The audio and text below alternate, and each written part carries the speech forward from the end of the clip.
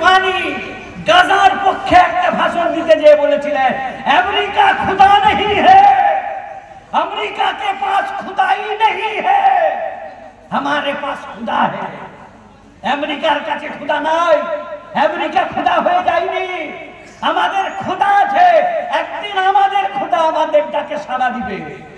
America 20 বছর লড়াই করেছিল কাবুলিওয়ালাদের সঙ্গে, নির্ফল জিরো। আফগানিস্তান থেকে তাল পাতা বেঁধে নিয়ে গুড়িয়ে যেদিনে পালিয়ে যাচ্ছে, তলতপড়া বেঁধে নিয়ে একজন মেজর জেনারেলকে জিজ্ঞাসা করছে, আপনারা পৃথিবীর সুপার পাওয়ার, এই কাবুলিওয়ালা পাঠানগুলোকে আফগানিস্তানকে পারলেন না? বলছে না, পারলাম না। বলছে কিসের শক্তিতে আফগানিস্তান এবং কাবুলিওয়ালারা জয়লাভ করলো? বলছে কিসের শক্তি জানো? বলছে কি? বলছে আমাদের বুকের সামনে কেউ বন্দুক ধরলে আমরা মৌত দেখি, মরণ দেখতে পাই, মরে যাবে এবারে। আর ওদের বুকের উপরে বন্দুক থাকলে ওরা জান্নাত দেখতে পায়, একটা মারলে আর একটা আছে। ভাই মজলিস ভরে দি, এখনো আমাদেরকে কোন বক্তা শুনছি আমরা, কোন বক্তব্য শুনছি ভাই সামনের দিকে পূরণ করেনি, সামনের দিকটা পূরণ করেনি। নারায়ে তাকবীর। ভাই একটু আগে আগে চলে আসি ভাই, বসে যাই, বসে যাই। প্রায় 1 লাখ মানুষ নিহত, কয়েক লাখ মানুষ আহত, গোটা 42 কিলোমিটার জুড়ে 20 লাখ মানুষের জন্য একটি হাসপাতাল বাঁচিয়ে রাখেনি, একটি হাসপাতাল নেই, একটা স্কুল নেই। 22 লাখ মানুষ তাঁবুতে রাত কাটাচ্ছে। গতকাল দেখলাম তাঁবুর উপরেও বোমা ফেলছে, আগুন জ্বলে গেছে। আল্লাহ ছাড়বে না, আল্লাহ ক্ষমা করবে না তাদের। ওমা কানা রাব্বুকা বিনাসিয়া। ওগো নবী, আপনার রব ভুলে যায়নি কিছু, আপনার রব ভুলে যায়নি। সব হিসাব তোলা আছে, আগে অথবা পরে। পৃথিবীতে অনেক নিরীহ মানুষ তোমরা মেরেছ, এবারে আল্লাহর স্বাদ একটু গ্রহণ করো। পৃথিবীর কোথাও যদি গজব হয়, শাস্তি হয়, আমরা উল্লাস করি না, কিন্তু জালিমের পতন হবে এটা আমরা বিশ্বাস করি। ইত্তাকু দাওয়াতাল মাজলুম। আল্লাহর নবী বলেন মাজলুমের বদদুয়া থেকে বাঁচো। ফাইন্নাহা লাইসা বাইনাহু ওয়া বাইনাল্লাহি হিজাবুন। নিপীড়িত নির্যাতিত মানুষের বদদুয়া থেকে বাঁচো, কেননা এই দুয়ার আল্লাহর মাঝখানে কোনো পর্দা নেই, সরাসরি আল্লাহ পাক কবুল করেন। আফগানিস্তানে 20 বছর বোমা ফেলেছো, গোটা পৃথিবীকে জ্বালিয়েছো, ইরাককে ধ্বংস করেছো। কি বললে? ইরাকের হাতে পরমাণু বোমা আছে, এই নাম দিয়ে কিচ্ছু নেই। কি পেলে তোমরা? কিছুই পেলে না। অথচ একটা দেশকে, একজন শাসককে তোমরা বিচারের নামে ফাঁসিতে ঝুলিয়ে দিলে, মুআম্মার গাদ্দাফিকে তোমরা লেলিয়ে দিলে বিদ্রোহীদের হাতে। হাফেজ মোহাম্মদ মুরসি আরব বসন্তের ডাকে যখন আরবের মানুষেরা বেরিয়ে এলো যে স্বৈরাচারী রাজাদের পতন হোক, আমরা রাজতন্ত্র চাই, দেখো মনে রাখবেন, আমরা আরব ভালোবাসি, কিন্তু আরবের যুবরাজকে ভালোবাসি না, আমরা ঘৃণা করি। আবু জেহেলের চেয়েও খারাপ। আমরা শুনেছি আলে সউদ, বর্তমান সৌদি আরবের যে রাজ পরিবার, এদের সঙ্গে ইহুদিদের ভালো বন্ধুত্ব আছে, ইহুদিদের ভালো বন্ধুত্বপূর্ণ সম্পর্ক আছে। এরা পৃথিবীর মানুষ খেতে পায় না, হজ ওমরা কাবা জিয়ারত করিয়ে টাকা সঞ্চয় করে, আর সেই টাকা দিয়ে উম্মতের উপরে বোমা পড়ে কোটি কোটি টাকা, হজের টাকা, ওমরার টাকা, সেই টাকা দিয়ে আমেরিকার দালালদেরকে এনে মাটিতে বসিয়ে রেখেছে। তারা মদ খাচ্ছে, মৎসব করছে, মদিনার মাটিতে সিনেমা হল তৈরি হচ্ছে। আহা, লিবিয়ার গ্র্যান্ড মুফতি ফতোয়া দিয়েছেন, জীবনে একবার ফরজ হজ করুন, আর হজ করবেন না বার্তা হজ। কেন? আমাদের টাকা দিয়ে এই সৌদি রাজ সরকার, এই পরিবার, এরা উম্মতের টাকা, সমস্ত টাকা দিয়ে, কাবার টাকা দিয়ে রোজগার করে মুসলমানদের মারার পেছনে, মুসলমানদের জাতীয় শত্রুকে এরা সহযোগিতা করে।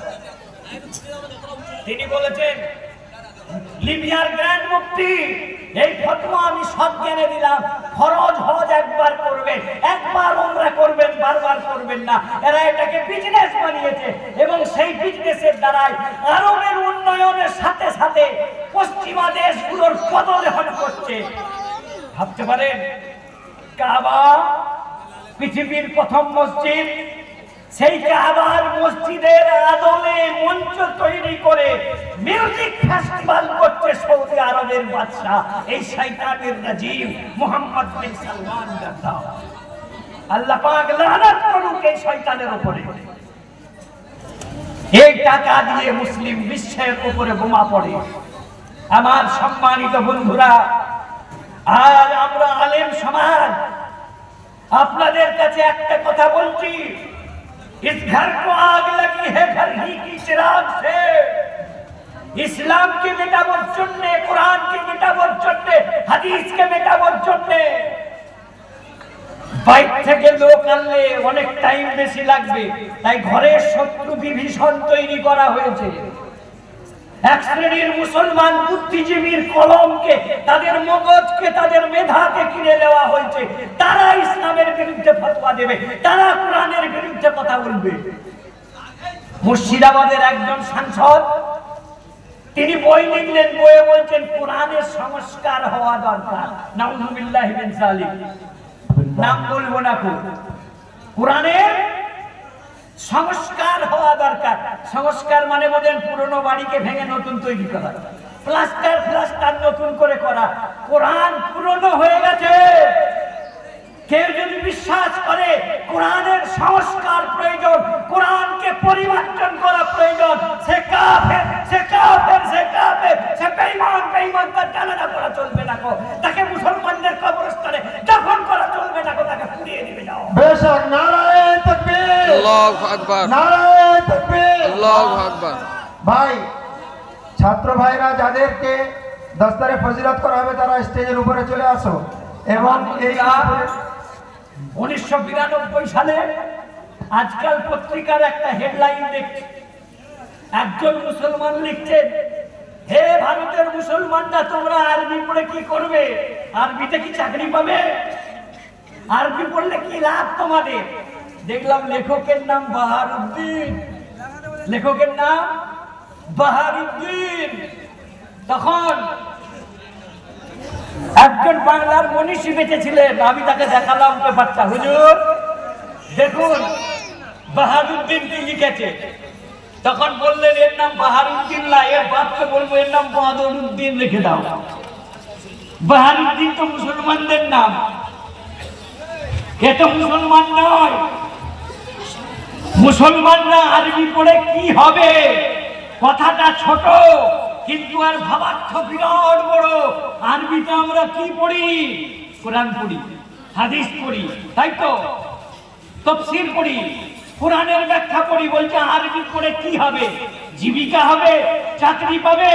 হে মুসলমান, তোমাদেরকে আমি সাক্ষী রেখে বলছি মাইকের সামনে, এত রেকর্ড হচ্ছে। বলছি 2011 সালে আমি হলদিয়া চাকরি করতে গেছি, একটা ছেলে এসে বলল বাকিউল্লাহ সাহেব কে? আমি বললাম আমি। তোমার নাম কি? বলছে আমার নাম সুদীপ বেরা।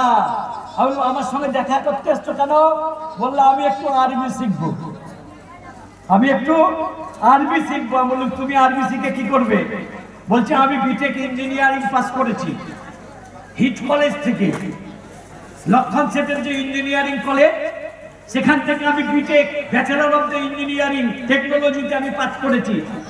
তা বলি ভালো কথা। বললো আমি দুবাইয়ে চাকরি করার অফার পেয়েছি, ওখানে গেলে তো আরবি বলতে হবে। আমি বলি তাই? বললো হ্যাঁ। আমি বলি ওখানে তো মাইনে অনেক শুনেছি। বলছে ভেড়া চড়ালে মাইনে 40,000 টাকা। আমি তো ইঞ্জিনিয়ার হয়ে যাচ্ছি, আমার মাইনে 80,000 টাকা। আমার এক বন্ধু ইমামতি করে দুবাইয়ে, তার মাইনে হলো 1,40,000 টাকা।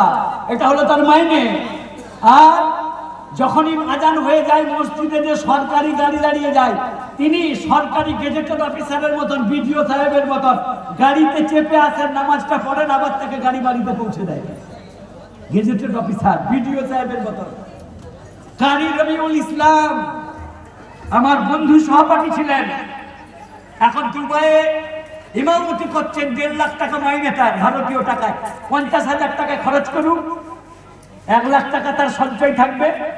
সরকারি কোয়ার্টার, সরকারি গাড়ি, তিনি ইমাম বলে। আমাদের এখানে তো ইমাম সাহেবকে 6,000-এর বেশি আমরা দিইনি, 200 টাকা মাইনে। জি, 200 টাকা মাইনে। আমার বন্ধুরা, সুদীপ বেলা এসে বলছে আমি আরবি শিখবো। কেন? দুবাই আমি ইঞ্জিনিয়ারিং চাকরি করতে যাব। আমি বললাম আলিফ বে তে সে আলিফ বা তাসা জানো? বলছে আমি কিছুই জানি না। আমি বললাম 3 মাস ওইটা পড়ে আসি। একজন পার্ট টাইমার ছিলেন মকবুল, আমি বলি ভাই মকবুল তুমি একে আরবি বর্ণমালা শিখিয়ে দাও, আরবি বর্ণমালা শিখিয়ে দাও। তারপরে যখন ও আরবির 28টা বর্ণ আছে মোট, 3টা হলো স্বরবর্ণ আর 25টা হলো ব্যঞ্জন বর্ণ। আলিফ ওয়াও ইয়া এইগুলি স্বরবর্ণ, কনসোনেন্ট, আর বাকি সবগুলো হচ্ছে ব্যঞ্জন বর্ণ। 25টা, মোট 28টা। বলি এগুলো তুমি মুখস্থ করে এসো।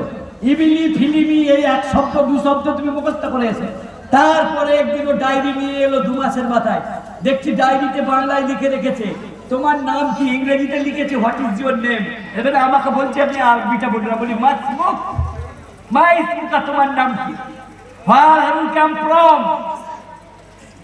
কোথা থেকে তুমি এসেছো? I have come from India, জিতু মিনাল হিন্দে, আমি ভারত থেকে এসেছি। ইসমি সুদীপ আল বেলা। এইরকম করে সে 100টা আরবি ওয়ার্ড স্টক করে নিয়ে বললো স্যার দোয়া করবেন, আমি দুবাই চললাম চাকরি করতে। আমি বলি বেটা 5 যদি বেঁচে থাকতো তার বাপকে আমি দিয়ে বলতুম দেখ আরবি শিখে 1 লাখ টাকা মাইনের চাকরি। কত চাকরিওয়ালা আছে জানেন? 96 লক্ষ ভারতীয়। কত বললাম? 96 লক্ষ ইন্ডিয়ান ভারতীয়রা। তারা ওই গালফ কান্ট্রি 21টা মুসলিম ধনী দেশে তারা চাকরি করে। কেউ ট্যাক্সি ড্রাইভার, কেউ ইঞ্জিনিয়ার, কেউ এসি মেকার, কেউ দোভাষী ট্রান্সলেটর, কেউ ম্যানেজার, কেউ এমবিএ, কেউ বিবিএ, বিজনেস ম্যানেজমেন্টের তারা ডিগ্রি করেছে। তারা এইসব চাকরি করছে।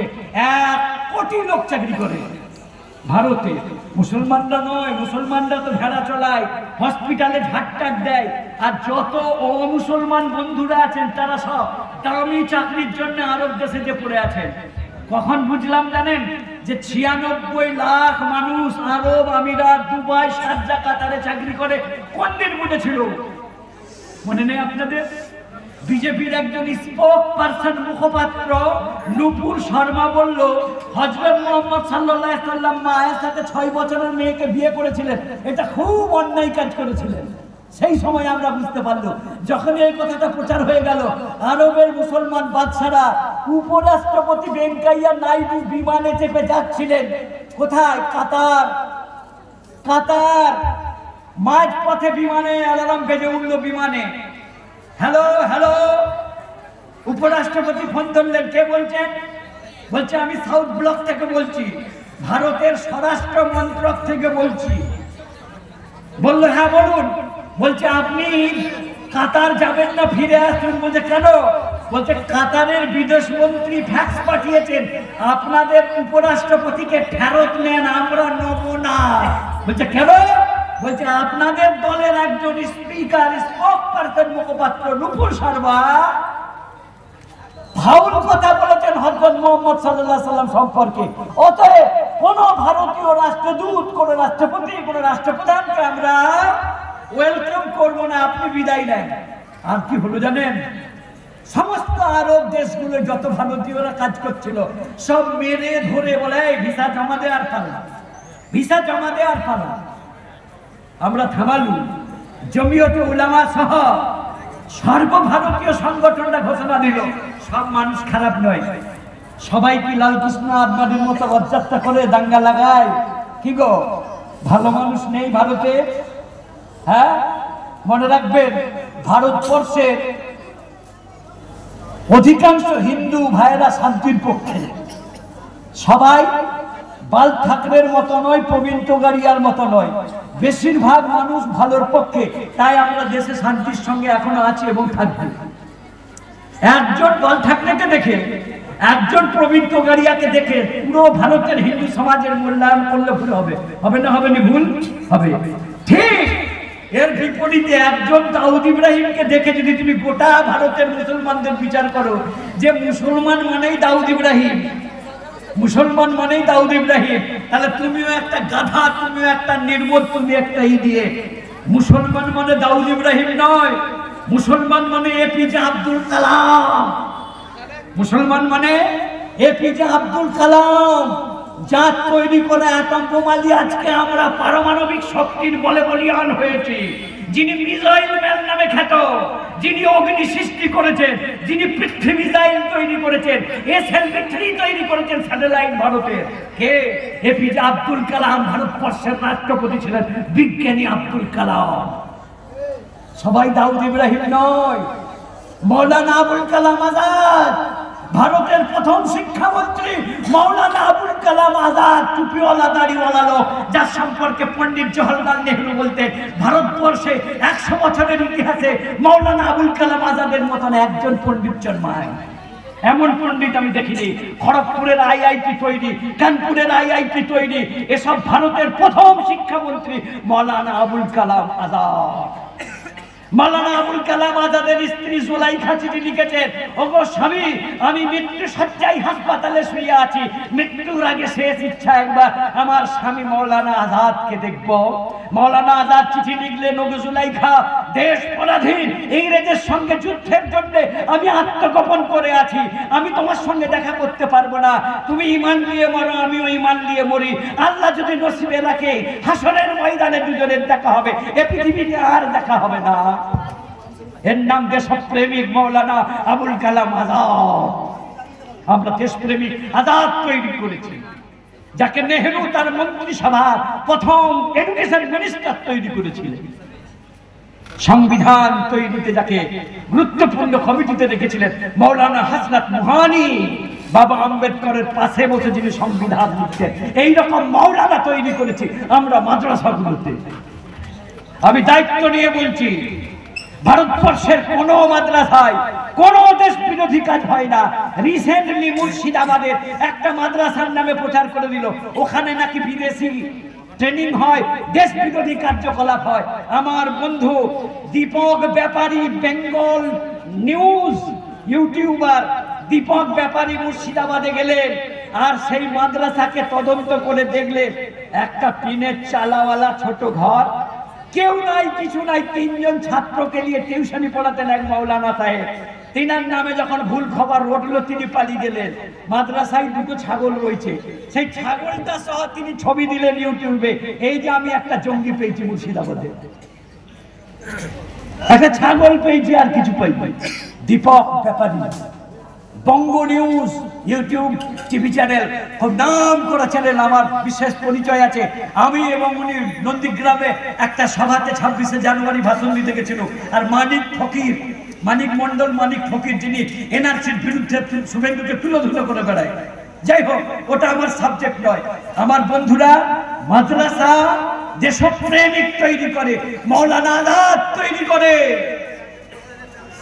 আজ যদি ভারত পাকিস্তানের যুদ্ধ হয়, ভারতের মুসলমানরা 2 মিনিট টাইম নেবে না, পাকিস্তানের বিরুদ্ধে আমরা দাঁড়িয়ে যাব। কেন? পাকিস্তান আমাদের শত্রু দেশ, আমাদের পাইরেট দেশ। আমরা ভারতের পক্ষে, ভারত আমাদের দেশ, ভারত আমাদের পিতা, ভারত আমাদের পিতার তুল্য। বাপ যেমন ছেলে মেয়েকে ভাত দিয়ে বাঁচিয়ে রাখে, দেশ ভারত আমাদেরকে ভাত দিয়ে বাঁচিয়ে রেখেছে। তাহলে আমরা দেশকে বাপের মতো ভালোবাসি। আমরা মা বলিনি বলে এত অপরাধী। হ্যাঁ, বলে মুসলমানরা কত বড় বেঈমান রে, এরা বন্দে মাতারম বলে না। আরে মাতারম নাই বা বললাম পিতারম বলবো, বাপ কি অপরাধ করলো? হ্যাঁ, দেশকে আমরা মা বলিনি, আমরা পিতার মতো শ্রদ্ধা করি। মাতারম না বললে আমরাই তো বলেছি জয় হিন্দ। এটা কে চালু করেছিল? আবিদ হোসেন, নেতাজির যিনি সেনা কমান্ডার ছিলেন। নেতাজি দেশ ছেড়ে পালিয়ে গেছিলেন, সেই সময়কার আনন্দবাজারের নাম ছিল অমৃত বাজার। অমৃত বাজারে নেতাজির যে ছবিটা বেরিয়েছিল, সেই ছবিটা আজও রাখা আছে লাইব্রেরিগুলোতে, এশিয়াটিক সোসাইটিতে, কলকাতার ন্যাশনাল লাইব্রেরিতে রাখা আছে। নেতাজি দাঁড়িয়ে রেখেছেন মৌলানার মতো, টুপি পড়েছেন আমার মতো, মৌলানা আবুল কালাম আজাদের মতো লম্বা টুপি, আর তার নাম হলো মৌলানা জিয়াউদ্দিন। নেতাজির ভাইপো শিশির বসু জিজ্ঞাসা করছেন গোমো রেল স্টেশনে কালকা মেলে তোলার সময় স্টেশনে দাঁড়িয়ে, রাঙা কাকা নেতাজিকে ডাকতো রাঙা কাকা নাম দিয়ে, রাঙা কাকা তুমি এরকম মৌলবী সেজেছো কেন? বলছে জানিস না শিশির, ইংরেজরা আমার পিছনে গোয়েন্দা লাগিয়ে রেখেছে। বলছে তুমি অন্য কিছু সাজতে পারতে তো, এই মৌলানা সাজলে তোমার পাসপোর্টে জিয়াউদ্দিন লেখা আছে। বলে জানিস না এই কালকা মেলে যে আমি অমৃতসরে নামবো, অমৃতসর থেকে আমি গাধার পিঠে ঘোড়ার পিঠে রেখে কাবুলে যাব। কাবুলের পাঠানরা, কাবুলের খান সাহেবরা আমার থাকার ব্যবস্থা করেছে, খাওয়ার ব্যবস্থা করেছে। আমার গুরুদেব হলেন মৌলানা উবাইদুল্লাহ সিন্ধি। শেখুল আরব ওয়াল আজম হযরত মৌলানা হুসেন আহমদ মাদানী বাংলাদেশের সিলেটের জুম্মা মসজিদে ইতিকাফে আছে। হঠাৎ একটা লোক বুট কোট হ্যাট পরে এসে ঠকঠক করে ঢুকে বলল মৌলানা হুসেন আহমদ মাদানীর সঙ্গে দেখা করতে এসেছি। একটা কাগজ লিখে পাঠালো। হোসেন আহমদ মাদানী বললেন আমি ইতিকাফে আছি, তুমি চলে এসো মুখ হাত ধুয়ে। তিনি হাত পা ধুয়ে ভেতরে চলে গেলেন। 10 মিনিট কথা বলার পরে বেরিয়ে চলে গেলেন। মৌলানা মাদানী চলে যাওয়ার 1 ঘন্টা পরে বললেন উনি হলেন দেশের শ্রেষ্ঠ বীর সন্তান নেতাজি সুভাষ চন্দ্র বসু। আমার কাছে এসেছিলেন দেশের স্বাধীনতার রূপরেখা কি হবে। দেশ গান্ধীজি বলছেন আমি ভালোবাসা দিয়ে ইংরেজের সাথে চুমু খেয়ে দেশ স্বাধীন করে দেবো, কিন্তু আমি মনে করছি গান্ধীজি ভুল পথে চলছেন। ওরা মারছে আর আমরা মারের বদলে মার না দিলে দেশ স্বাধীন হবে। দেখো মৌলানা উবাইদুল্লাহ সিন্ধি আমাকে বলেছেন আপনি কাবুলে যান, কাবুলে যে রাশিয়ার সঙ্গে যোগাযোগ করুন, রাশিয়া আমাদেরকে সাহায্য করবে, রাশিয়ার সাহায্যে আমরা ইংরেজদের বিরুদ্ধে লড়াই করব। নেতাজি গেলেন রাশিয়ার দূতাবাসে, যে বললেন আমি হলাম नेताजी सुभाष चंद्र बसु। बोले तू कहाँ का पठान है, तू कहाँ का बोस है? পাঞ্জাবি ঢিলা পায়জামা পরে গেছে। নেতাজিকে চিনতে পারেনি রাশিয়ার দূতাবাসের অ্যাম্বাসেডারের রাষ্ট্রদূত। নেতাজিকে ফিরিয়ে দিয়েছে। কোনো উপায় না পেয়ে নেতাজি লাস্টে যে জার্মানি এবং হিটলারের সঙ্গে দেখা করলেন।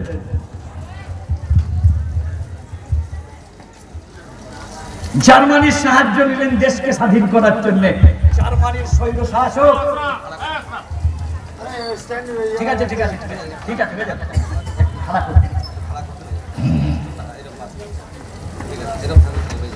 জার্মানির স্বৈর শাসক হিটলারের সঙ্গে দেখা করলেন। যদি উনি জার্মানির পক্ষে যোগদান না করতেন তাহলে নেতাজি ফিরতেন নেতার বেশে, নেতাজি ফিরতেন নেতার বেশে। আর নেতাজি যদি দেশে ফিরতেন অনেক কিছু হয়ে যেত। অন্তত বল্লভ ভাই পটেল স্বরাষ্ট্রমন্ত্রী হতে পারতেন না। কেন? নেতাজি জানতেন এই দেশের বিরুদ্ধেও কিছু গাদ্দার রয়েছে যারা দেশের খায় অথচ ইংরেজদের সঙ্গে গোপন বৈঠক করে। কারা?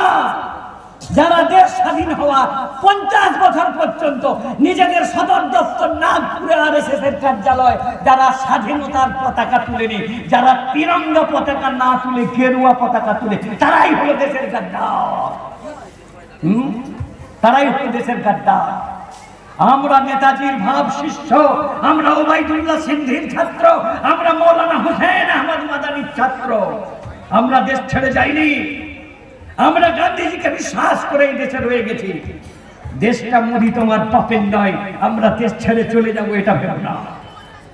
আমরা 30 কোটি মাইনরিটি, 30 কোটি মুসলমান, আমরা ভারতবর্ষে রয়ে গেছি, ভারতকে ভালোবেসে রয়েছি। হরিয়ানার মেওয়াত থেকে একদল মানুষ রাতারাতি বাক্সপেটটা বেঁধে নিয়ে পাকিস্তান চলে যাচ্ছে। খান আব্দুল গফফার খান আর মোহনদাস করমচাঁদ গান্ধীজি যে বললেন এ মেওয়াতের মুসলমানরা তোমরা কোথায় চলে যাচ্ছ? বলল এ দেশে থাকবো না, মুসলমানরা তো পাকিস্তানে চলে গেছে, আমরাও চলে যাব। তখন মৌলানা আজাদ খান আব্দুল গফফার খান বললেন, মৌলানা আজাদ অগ্নিদীপ্ত ভাষণ দিয়ে বললেন, হে ভারতের মুসলমানরা, তোমরা যদি ভারত ছেড়ে চলে যাও এই কুতুব মিনার তোমাদের বদদুয়া দেবে, দিল্লির জামে মসজিদ তোমাদের বদদুয়া দেবে। তোমরা ছেড়ে যেও না।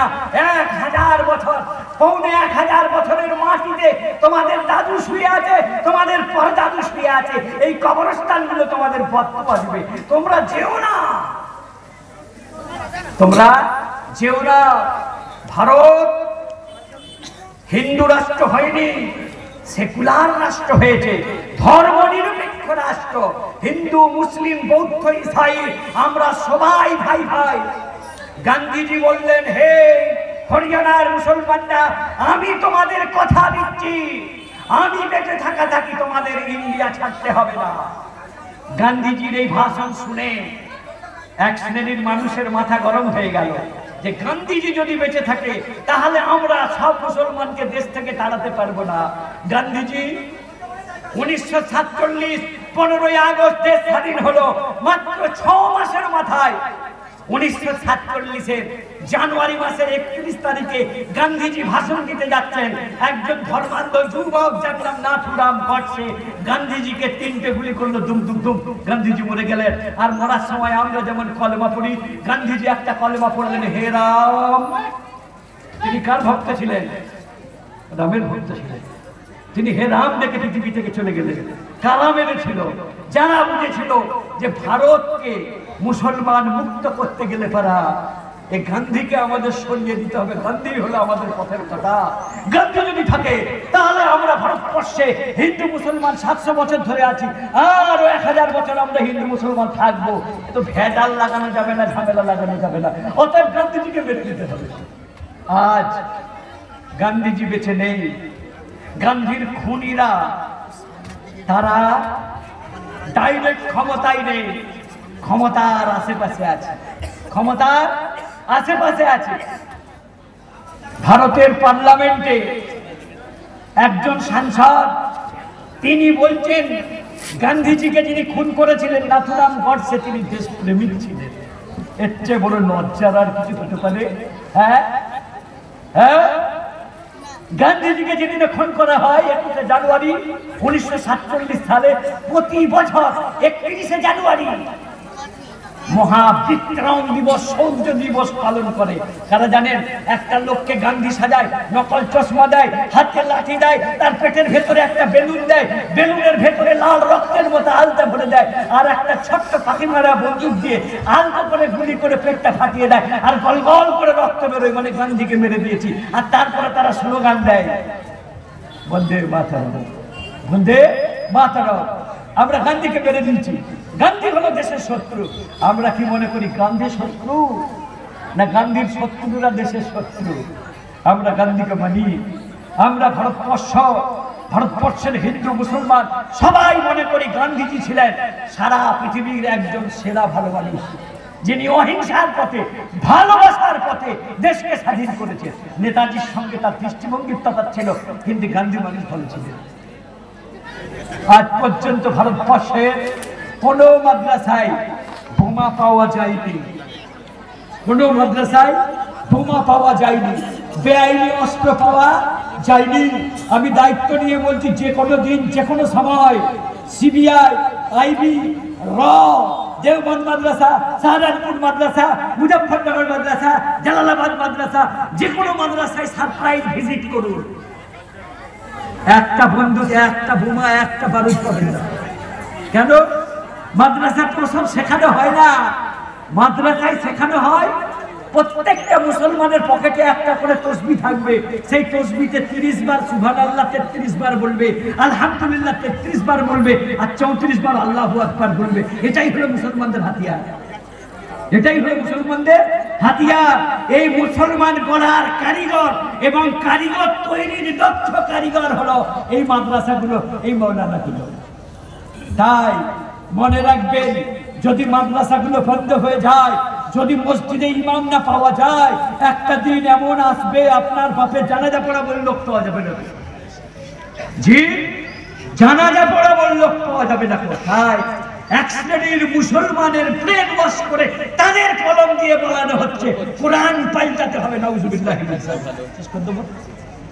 আবার বন্ধুরা, পিতাম্বরচক মাদ্রাসার বাৎসরিক জলসা, এই ছেলেগুলো হাফেজ হয়েছে, এদের মাথায় পাগড়ি দেওয়া হবে।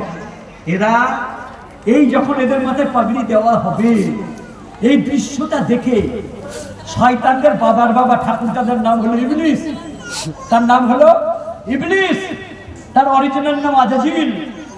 সেই ইবলিসের এত কষ্ট হয় এই দৃশ্যটা দেখে, সে চিৎকার করে অস্থির হয়ে যায় আর বলে আজকে ইসলামের 7টা সোলজার তৈরি হয়ে গেল, ইসলামের 7টা সৈনিক তৈরি হয়ে গেল। আমরা ইসলামকে রক্ষা করার জন্য ইসলামের সৈনিকদের মাথায় পাগড়ি পরিয়ে দেবো। কি পরিয়ে দেবো? যুদ্ধের ময়দানে নামার আগে হেলমেট পরতে হয়, খালি মাথায় যুদ্ধ করা যায় না, বুকে চেস্ট গার্ড করতে হয়। এদের মাথায় আমরা চেস্ট গার্ড পরিয়ে দেবো, হেলমেট পরিয়ে দেবো। এরা কাল থেকে ইসলামের সৈনিক। সৈনিক মানে কি? যুদ্ধ করতে যাবে না, ইসলামের বিরুদ্ধে যে বুদ্ধিবৃত্তিক আগ্রাসন হচ্ছে, মুসলমানদের ঘরে যে নাস্তিক তৈরি হচ্ছে মগজ ধোলাই করে, তাদের মগজকে পাল্টা ধোলাই করে এরা মুসলমানদের ঈমান রক্ষা করার সৈনিক। লড়াই করতে হবে না। বর্তমান গণতান্ত্রিক সময়ে ব্যালটে যুদ্ধ হয়, বুলেটে নয়। কথা বুঝে আসছে? ব্যালটে যুদ্ধ হবে, বুলেটে নয়। আমরা ব্যালট বিপ্লব ঘটাবো, বুলেটে আমরা বিশ্বাস করি না। আমরা সহাবস্থানের পক্ষে। আল্লাহ পাক আপনাদের আমাদের এই সমস্ত তালিম ইলমদের কবুল করলে খুব আল্লাহ আমিন। আর কেশপুর এলাকার মানুষকে বিশেষভাবে বলছি, মাদ্রাসা বাঁচিয়ে রাখবেন, নামাজ কায়েম করবেন, আর ঈমান খাঁটি ঈমান নিয়ে মরবেন। 24 ক্যারেট পিওর গোল্ডের মতন ঈমান নিয়ে মরবেন, যে ঈমানে 1 ফোঁটা পরিমাণ শিরক থাকবে না, যে 1 তিল পরিমাণ শিরক থাকবে না। আল্লাহ ছাড়া পৃথিবীতে কারো কিছু করার ক্ষমতা নাই, এই বিশ্বাস নিয়ে আমরা মরবো। আর আল্লাহ ছাড়া যদি কারো কিছু করার আসবাবের দ্বারাই যদি হতো, উপকরণের দ্বারাই যদি হতো, এই সমস্ত ম্যাটেরিয়ালসের দ্বারাই যদি হতো, তাহলে আমেরিকা পর্যদুস্ত হতো না আফগানিস্তানের কাছে, আমেরিকা অসহায় হতো না দাবানলের কাছে। অতএব যা কিছু হয় আল্লাহর দ্বারাই হয়। কোন মাজারের কোন পীর সাহেব আমাকে রোগ জ্বালা বালা মুসিবত থেকে দূর করতে পারে না। তাদের ওসিলায় দোয়া চাইতে পারি, তার কাছে চাইতে পারি না। অতএব আমার সম্মানিত মুসলমান ভাইয়েরা, আল্লাহকে আল্লাহর মতন মানুষ। আল্লাহ পাক বলেছেন আমি সব মাফ করবো, শিরক মাফ করবো না। আমরা শিরক থেকে বেঁচে থাকি, ঈমান নিয়ে মরি, লা ইলাহা ইল্লাল্লাহ মুহাম্মাদুর রাসূলুল্লাহ। এই কলেমাটা there is no god but Allah. Allah ছাড়া কোনো প্রভু নাই, কোনো উপাস্য নাই, কোনো মাবুদ নাই। এর মধ্যে যেন সরিষার দানা পরিমাণ ভেজাল না থাকে, না থাকে, না থাকে। আল্লাহ কবুল করুন। ওয়া আখিরু দাওয়ানা আলহামদুলিল্লাহি রাব্বিল আলামিন। আসসালামু আলাইকুম ওয়া রাহমাতুল্লাহি ওয়া বারাকাতুহু। নারায়ে তাকবীর, নারায়ে তাকবীর। যে সমস্ত ভাইরা রাস্তায় রয়েছেন, যে জন্য